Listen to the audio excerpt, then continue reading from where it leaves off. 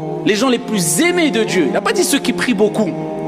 Il dit anfa'uhum linnas, ceux qui sont les plus utiles pour les gens. Les gens les plus aimés d'Allah. Le prophète ne nous a pas simplement dit que ce sont ceux qui prient beaucoup, ceux qui jeûnent beaucoup, ou ceux qui multiplient les adorations. Il nous a enseigné quelque chose de profondément important. Parmi les personnes les plus aimées d'Allah, il y a celles qui sont les plus utiles aux gens. Et réfléchis à cette parole. Parce qu'on peut parfois penser que pour être aimé d'Allah, il suffit de multiplier les adorations personnelles. Bien sûr, la prière, le jeûne, le rappel d'Allah et toutes les adorations sont magnifiques. Mais notre religion nous apprend également à regarder autour de nous. Elle nous apprend à ne pas vivre uniquement pour nous-mêmes. Elle nous apprend à devenir une source de bien pour les autres. Tu peux avoir beaucoup de connaissances, beaucoup de paroles, beaucoup d'adoration. Mais pose-toi une question. Est-ce que les gens trouvent du bien à travers moi? Quand quelqu'un est dans une difficulté, est-ce que je cherche à l'aider?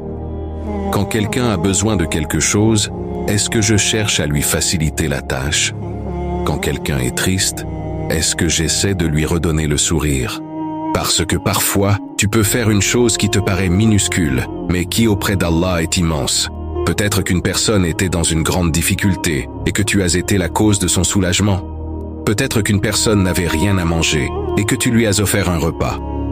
Peut-être qu'une personne avait besoin de quelques minutes de ton temps et que tu as accepté de l'écouter.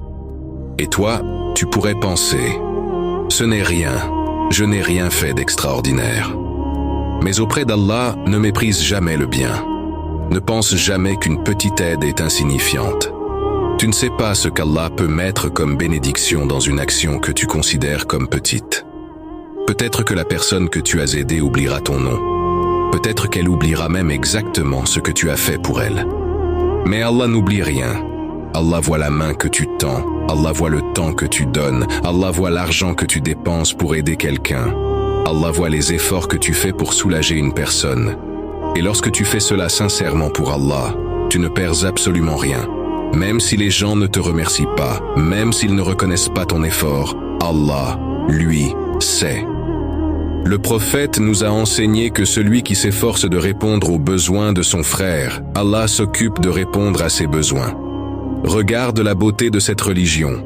Tu aides quelqu'un et tu ne fais pas simplement du bien à cette personne. Tu cherches également à gagner l'amour d'Allah.